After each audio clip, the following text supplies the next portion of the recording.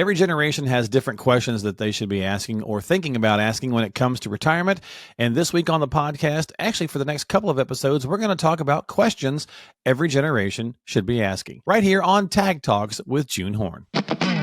This is Tag Talks with June Horn, the CEO and founder of Transition Advisor Group. Join June for insightful conversations about how to successfully chart your retirement journey.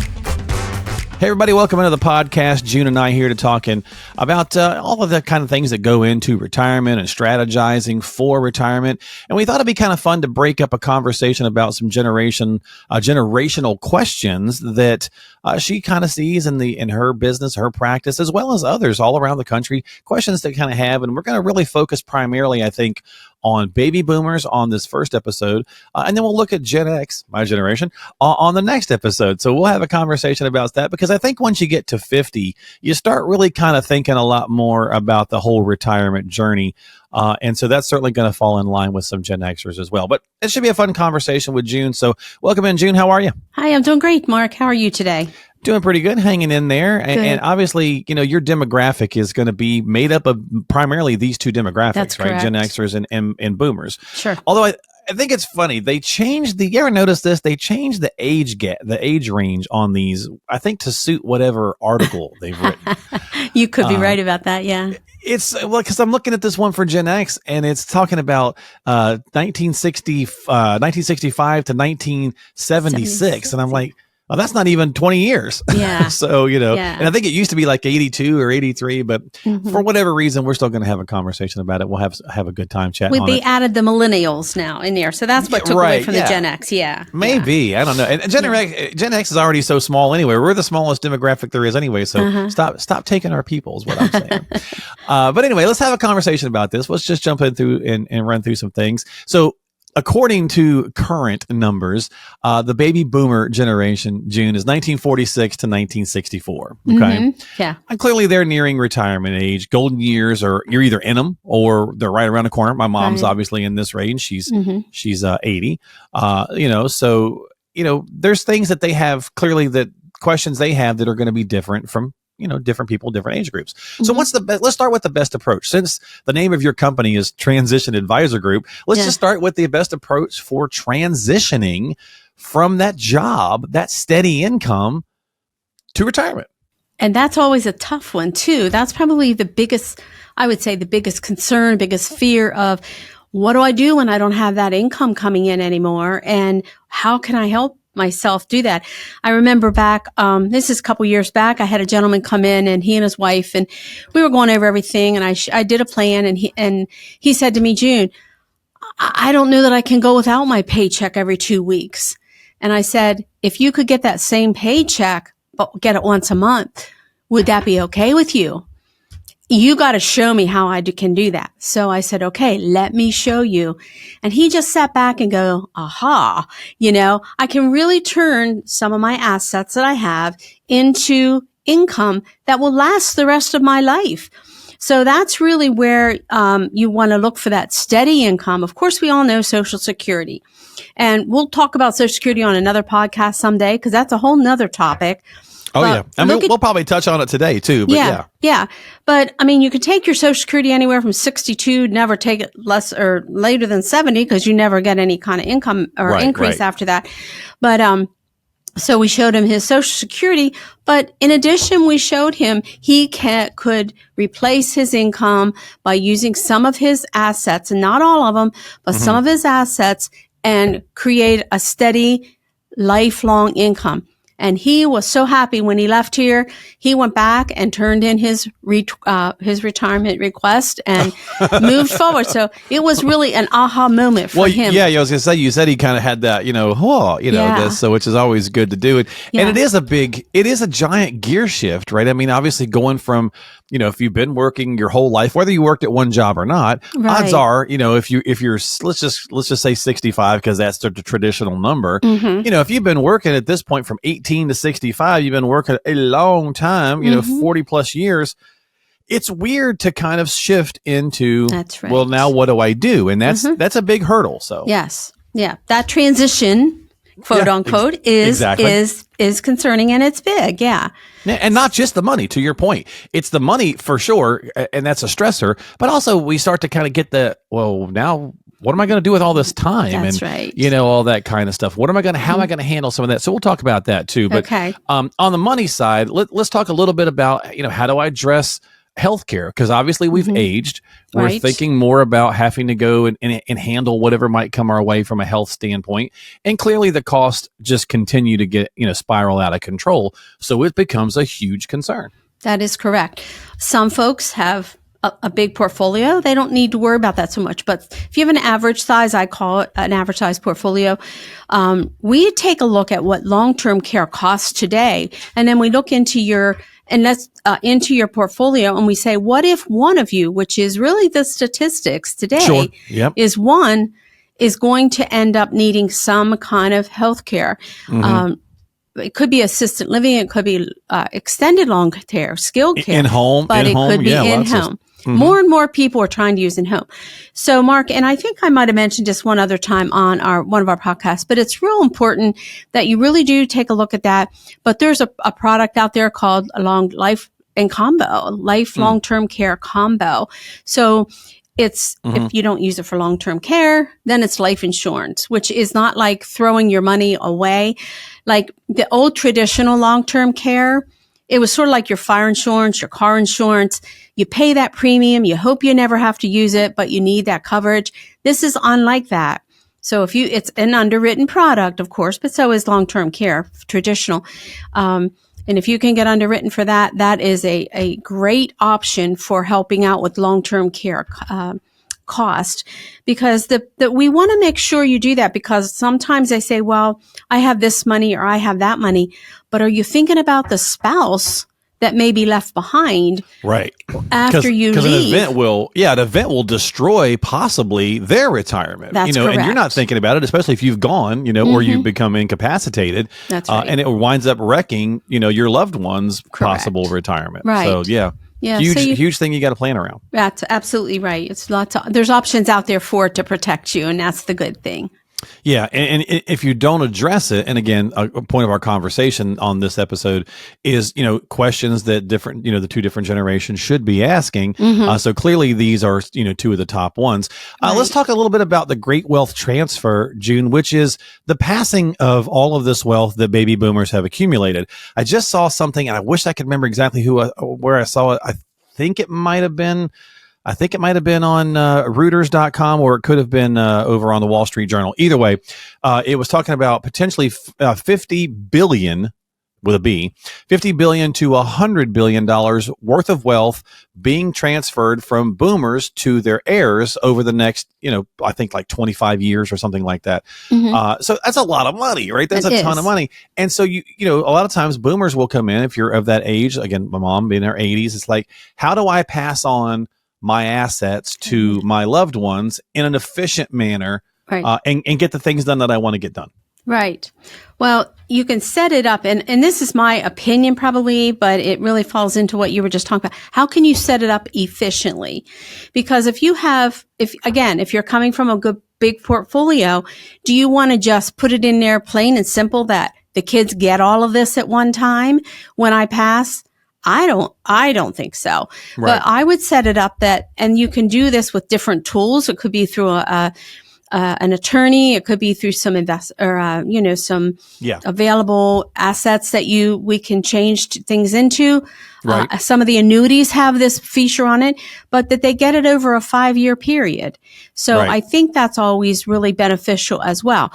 If you have a special needs child, you have to be very careful that you have a special needs trust set up for that child. Good point. Because if you don't, and they were to get an inheritance that large, they would lose their SSI and a lot of things. Now, that's an attorney. You would work through an attorney with that. But that's for setting up a trust. Yeah, there would be a special needs trust is what I've always been told. So that's something we want to be very careful with also.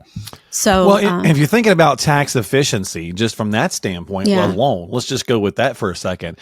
There's something called a step up in basis, which many people, utilize this tool. A lot of times we get questions, or you'll hear people say, well, what's the best way to leave my kids the house or even my portfolio?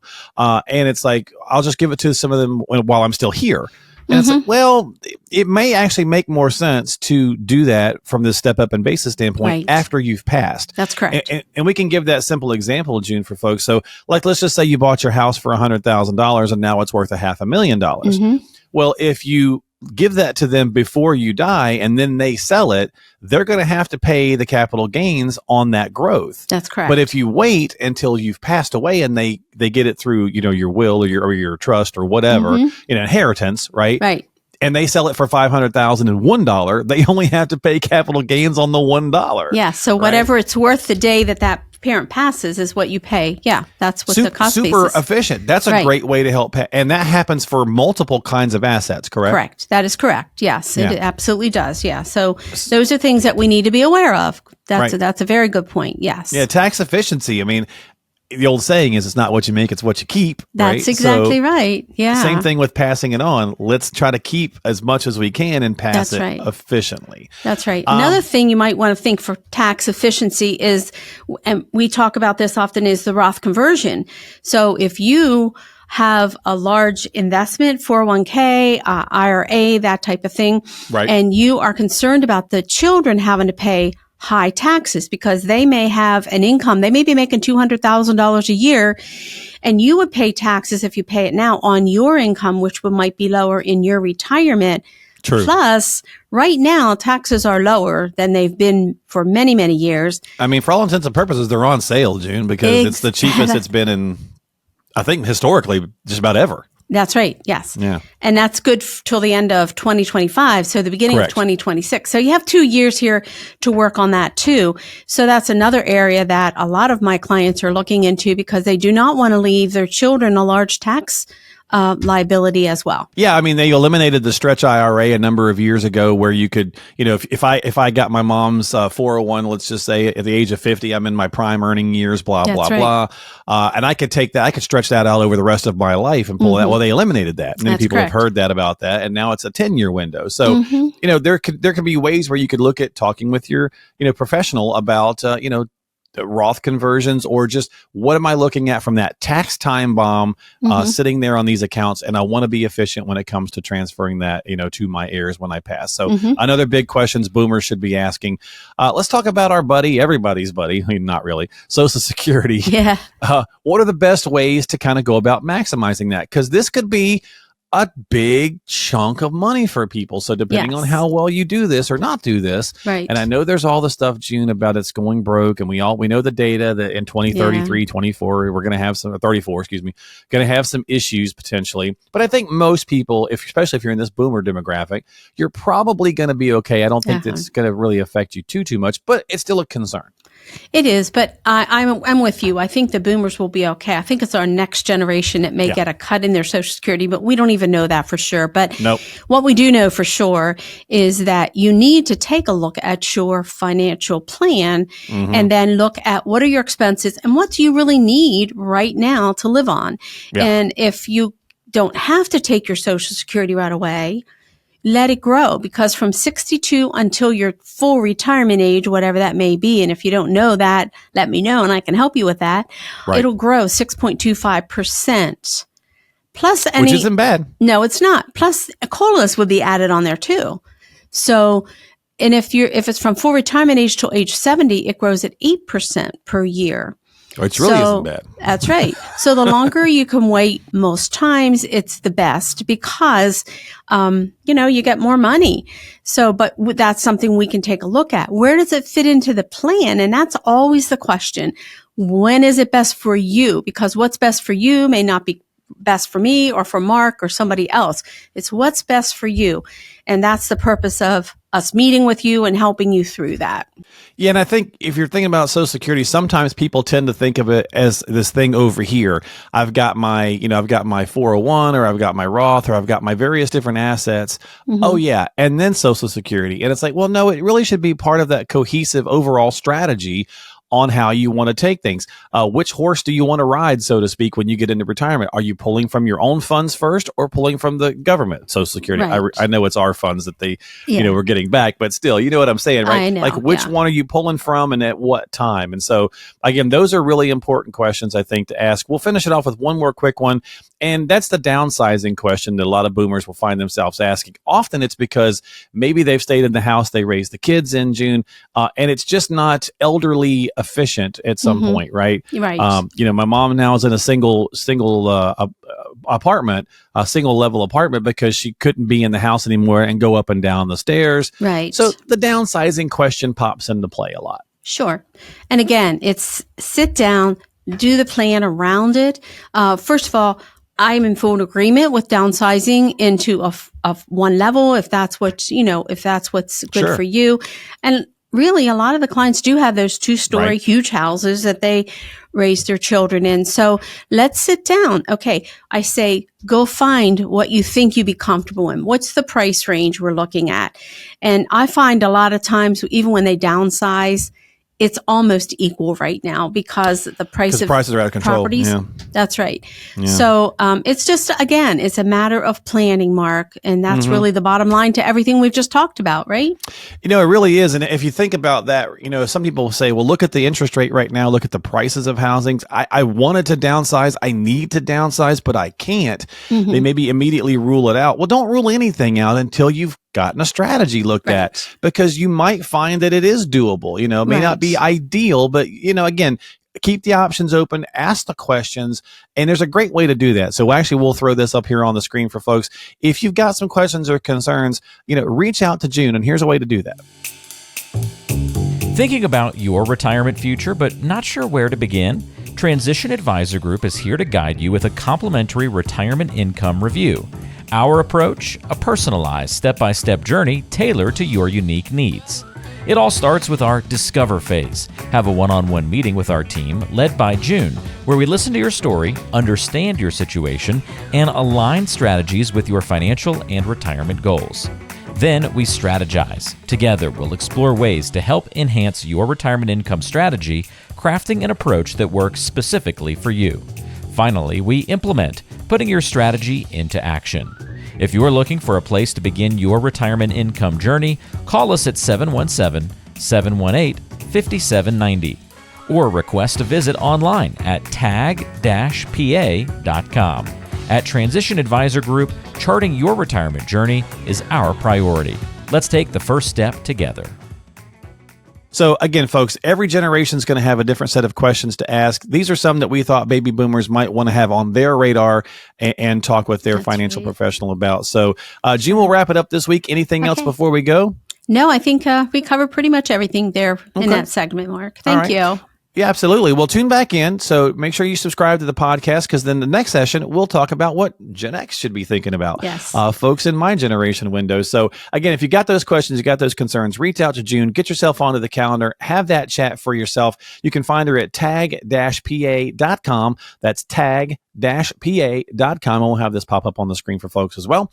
717-718-5790. That's 717-718-5790. June is the CEO, founder at Transition Advisor Group. And if you need some help, again, reach out to her online and get started with a consultation and a conversation for yourself. Right. Thank you. And until then, we'll see you next time. Don't forget to hit the subscribe button on YouTube and Apple or Spotify. We're on all the different podcasting platforms. And we'll see you next time here on Tag Talks with June Horn. Thanks for joining us on Tag Talks. Don't forget to like today's video and subscribe on YouTube or your favorite podcasting app so you never miss an episode. And if you have any questions, call Transition Advisor Group at 717-718-5790 and connect online at tag-pa.com. Transition Advisor Group, tag-pa, is a company that includes Transition Planning Associates, an insurance brokerage. Our company provides retirement income planning expertise to individuals and businesses in central Pennsylvania, plus licensed in Maryland, North Carolina, South Carolina, Virginia, and Texas. Transition Advisor Group will help you potentially protect your assets, increase your income, reduce your taxes, provide growth with stability and income you cannot outlive. We at Transition Advisor Group partner with you to put all the proper income planning steps in place for a successful retirement. Licensed insurance professional. Provided content is for overview and informational purposes only and is not intended and should not be relied upon as individualized tax, legal, fiduciary, or investment advice. By contacting us, downloading booklets, or attending events, you may be offered a meeting to discuss how our insurance and other services can meet your retirement needs. The presenters of this information are not associated with or endorsed by the Social Security Administration or any other government agency.